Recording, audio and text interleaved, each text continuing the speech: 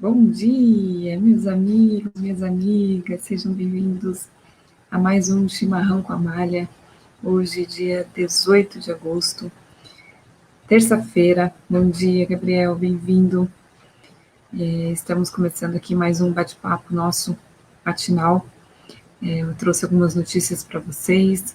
Vamos começar falando sobre o nosso tradicional boletim coronavírus. E depois a gente passa para as notícias da manhã. Bom dia. Eu vou começar falando então do boletim coronavírus. Segundo os dados oficiais do governo, liberados ontem, né? Eles sempre liberam no fim da tarde, os dados oficiais.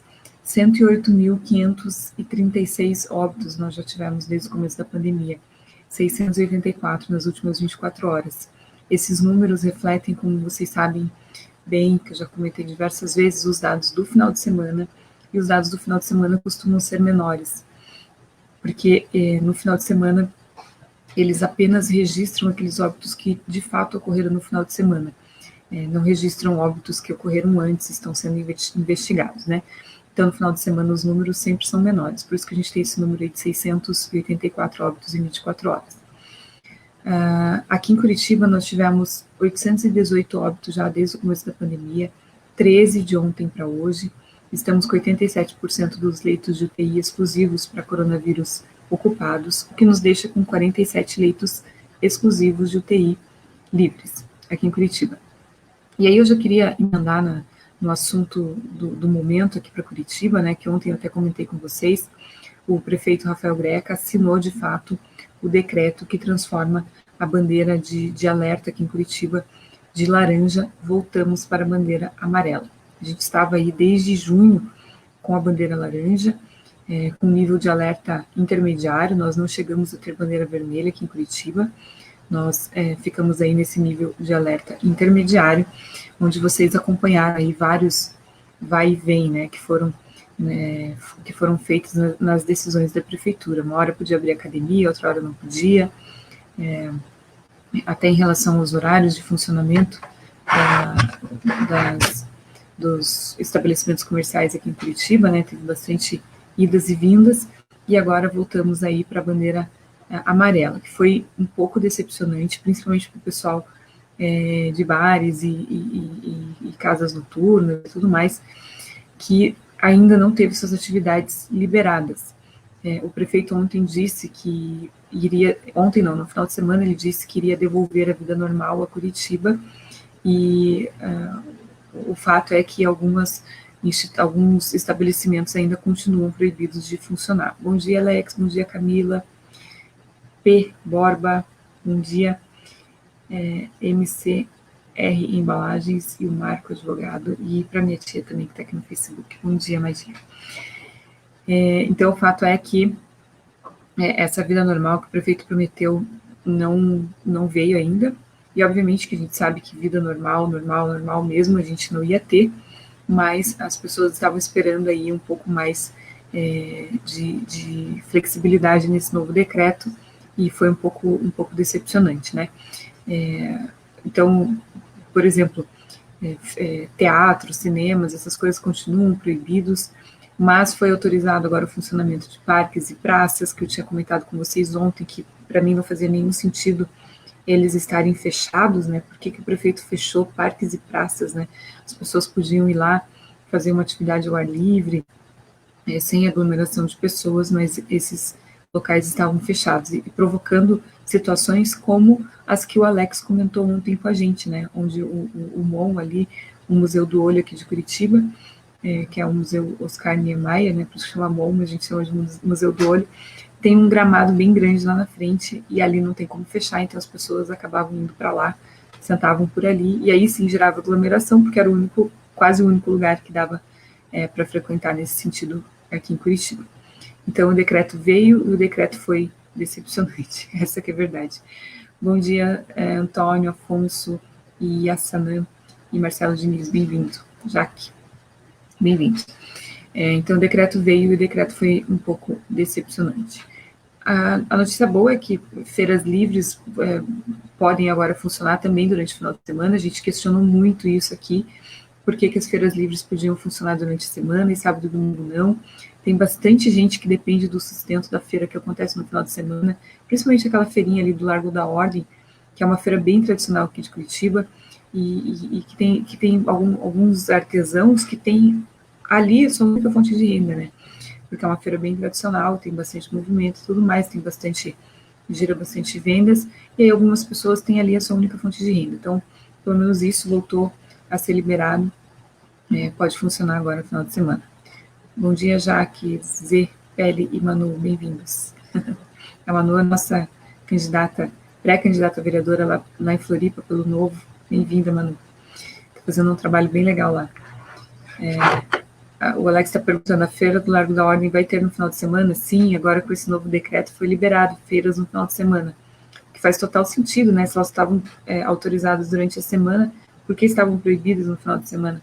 E agora, com esse novo decreto, foi liberado as feiras no final de semana. E aí, só para a gente, eu não coloquei na pauta, mas eu queria comentar com vocês, a gente está vivendo uma situação bem peculiar aqui em Curitiba, porque estamos com a nossa vereadora Fabiane Rosa, uma vereadora que foi eleita basicamente em defesa da causa animal, e ela foi presa no começo no meio do mês passado, acho que deve fazer um mês mais ou menos, ela foi presa por suspeita de praticar aquele crime da rachadinha, onde os seus assessores devolveriam uma parte dos salários, né, para a parlamentar. E ela segundo áudios divulgados, ela dizia que não era para ela, era para a causa animal. Então, que os assessores tinham que fazer uma contribuição aí mensal não era para a vereadora, era para a causa animal, mas isso não pode obrigar o funcionário a doar parte do salário se ele não quer. Então, igual, não é certo. Está sob investigação, já teve áudio divulgado relacionado a isso. Ela ficou presa no complexo penal feminino, aqui na região metropolitana de Curitiba, e teve a prisão convertida em prisão domiciliar, porque ela tem um filho de 4 anos, né? Então, ela está agora presa em casa, e estamos vivendo a situação peculiar de ter uma vereadora presa, participando remotamente das sessões da Câmara Municipal aqui de Curitiba. Isso que eu queria contar para vocês, essa situação peculiar que a gente está vivendo aqui em Curitiba. Ela está sofrendo processos ali com relação ao partido, né, comitê de ética da Câmara e tudo mais, mas a princípio ela ainda não perdeu o mandato e continua participando das sessões ali mesmo em sua prisão domiciliar. O próximo assunto que eu queria conversar com vocês é a respeito da greve dos Correios. Vocês devem ter visto aí que os Correios entraram em greve. Algumas pessoas brincam, né, dizendo que nem perceberam, porque o serviço do Correio é tão ineficiente, né, demora tanto para chegar que entrou em greve, nossa, nem tinha percebido. Achei que era o serviço normal. Mas, enfim, é uma pena, né? Eles tratam a entrega de correspondências como um serviço estratégico, e aí não querem que seja privatizado, e é uma pena isso, porque se a gente privatizasse, se a gente abrisse o mercado, não precisava nem privatizar os Correios, mas abre o mercado de entregas de correspondências e deixa outras empresas participarem do mercado, deixa outras empresas também participarem da concorrência. Não esse mercado fechado que a gente tem hoje, que o Correio tem ali o monopólio da entrega de correspondências, e aí o Correio, por exemplo, se dá o luxo de não entregar correspondências em determinadas localidades, como muitas comunidades no Rio de Janeiro, o Correio não chega. E até foi criado lá no Rio de Janeiro, eu já fiz um vídeo sobre isso há bastante tempo atrás, lá em 2017, falando sobre um correio privado que tem na comunidade da Rocinha, lá no Rio de Janeiro. Então, os correios oficiais, eles chegam com a correspondência até o pé da comunidade, e aí algumas pessoas de dentro da comunidade criaram um sistema de entrega de correspondências particular deles ali de dentro da comunidade, então eles pegam as correspondências lá no pé da comunidade e distribuem por todo a comunidade se não me engano, na favela da Rocinha, isso. Faz bastante tempo que eu fiz um vídeo falando sobre isso, mas se não me engano, na favela da Rocinha. Você vê que a iniciativa privada, o mercado, as pessoas acabam achando uma solução quando o serviço é ineficiente, né? Mas fora dessas situações onde o Correio escolhe não atuar, não tem o que fazer.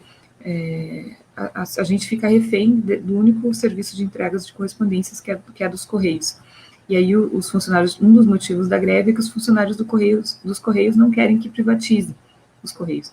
Então, a minha solução para agradar aí os funcionários do Correio seria, ok, a gente não vai privatizar, mas vamos abrir o mercado, então, que tal? Vamos quebrar o monopólio, vamos deixar outras empresas fazerem parte aí da concorrência, e aí vocês concorrem de igual para igual e a gente vai ver se vocês melhoram a qualidade do serviço e conseguem concorrer com empresas privadas. Bom dia aí para Gisele, para Marilyn, que também é comissária. Bom dia para o Afonso, Antônio, para minha mãe, bom dia. O Afonso está falando do Mercado Livre, está dando aula de logística agora na pandemia. Eles dependem de outra, eles usam, né, outros serviços, não usam os Correios, usam transportadoras, usam outros serviços, mas a entrega de correspondência mesmo só pode ser feita, é um monopólio aí, só pode ser feita pelos Correios. E você vê que quando tem opção, as empresas acabam optando por usar outros meios de entrega, né, que não os Correios. Por que será? Né? Deve ter uma explicação para isso. Bom, era isso que eu queria falar com vocês a respeito dos Correios. Eu até nem tinha me programado para falar desse sistema de entregas lá da Rocinha, por isso que eu acabei falando que eu lembrei de memória aqui. Mas eu posso trazer mais informações para vocês a respeito disso, a gente pode conversar de novo sobre isso amanhã, sobre o nome dessa empresa que eles criaram ali, mais detalhes eu trago para vocês amanhã, que eu acabei falando aqui de memória, que me passou na cabeça e acabei falando de memória. E o último assunto que eu queria tratar com vocês, gente, é a respeito da violência contra as mulheres. Esse é um tema super delicado e é um tema que me preocupa bastante. A gente viu aí com a pandemia e com a quarentena, com as famílias ficando mais tempo em casa, né? A gente viu um crescimento dessa violência contra as mulheres, onde quando os casais foram meio que obrigados, né, a passar mais tempo juntos, e essa violência acabou aumentando. Até a gente viu falas bem infelizes, né, do nosso presidente em relação a isso, querendo voltar às atividades comerciais, usando isso como desculpa, o que é inaceitável, porque a gente precisa tratar o problema, a gente não precisa achar maneiras de fugir dele. Então foi uma fala bem infeliz ali do presidente relacionada a isso. E o que eu queria trazer aqui para vocês foram algumas soluções que empresas privadas encontraram para tratar desses temas. Eu estava lendo aqui agora sobre empresas como Magazine Luiza, que é comandada pela Luiza Helena Trajano, que é uma mulher, Marisa, que é uma empresa que é de mulher para mulher, né, de mulher para mulher, Marisa, uma empresa bem voltada para as mulheres, a Avon, que também é uma outra empresa voltada para as mulheres, e a própria Uber, que não é uma empresa voltada para as mulheres, mas se sensibilizou com o tema. E essas empresas, elas criaram sem necessidade de nenhuma imposição estatal, sem necessidade de nenhuma lei, elas mesmas decidiram, se sensibilizaram com o tema, porque passaram por situações ali dentro da empresa, se sensibilizaram com o tema e resolveram criar políticas que ajudem as mulheres que estão passando por violência doméstica. Então, por exemplo, o Magazine Luiza criou um botão secreto, então a mulher entra ali para fazer uma compra no Magazine Luiza, e dentro do aplicativo deles tem ali um botão secreto que a mulher pode pressionar sem o seu companheiro saber, e é acionado ali o Disque Denúncia, é acionado as autoridades locais para irem atrás dessa mulher e entenderem o que ela está passando.